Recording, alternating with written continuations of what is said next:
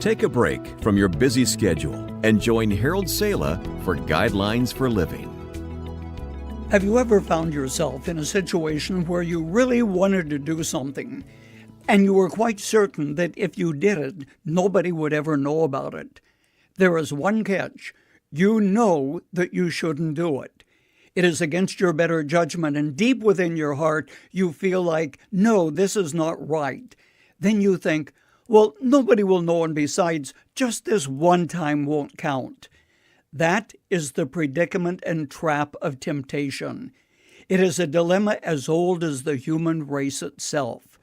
Way back in the Garden of Eden, man first faced temptation and yielded to it.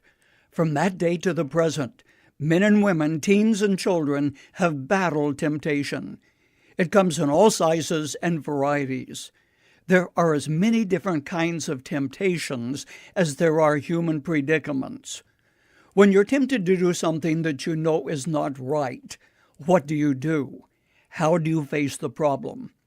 There are two things that you can do. Naturally, you can go ahead and do what you would really like to do.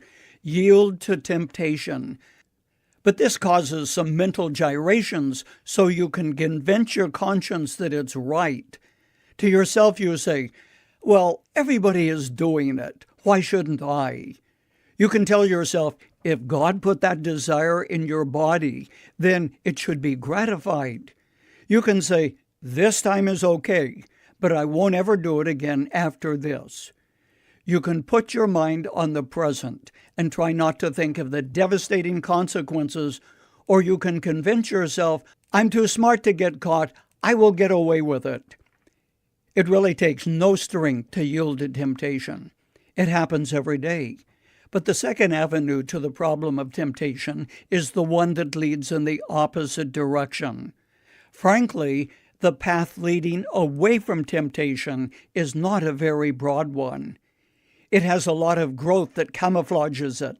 It seems that not very many people look for it. However, the person who wants to do what is right can find this path. Don't think for a moment that emotionally and biologically you are forced to do what is wrong. Here are some guidelines that will help you overcome temptation. 1.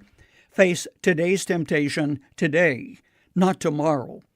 More people fall for that line, this is the last time I'll do that, than any other excuse. Remember, the chains of habit are often too weak to be felt until they are too strong to be broken. 2.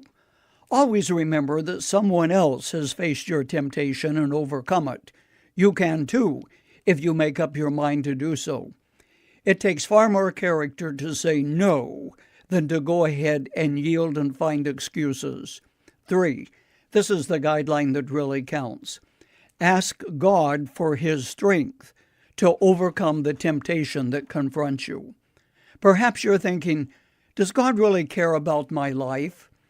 Possibly you have not discovered His love for you, or you have not learned that He is interested in your life. Listen to what Paul wrote. No temptation has taken you but such as is common to men.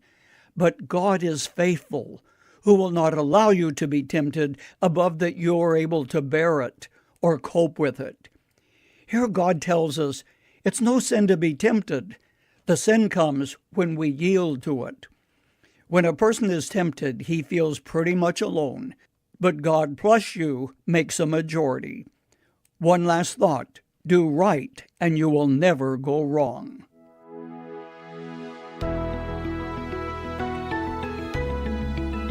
You've just heard Dr. Harold Sala with Guidelines for Living.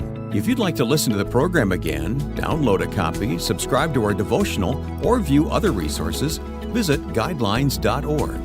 We would like to hear from you too. You can email us at info@guidelines.org.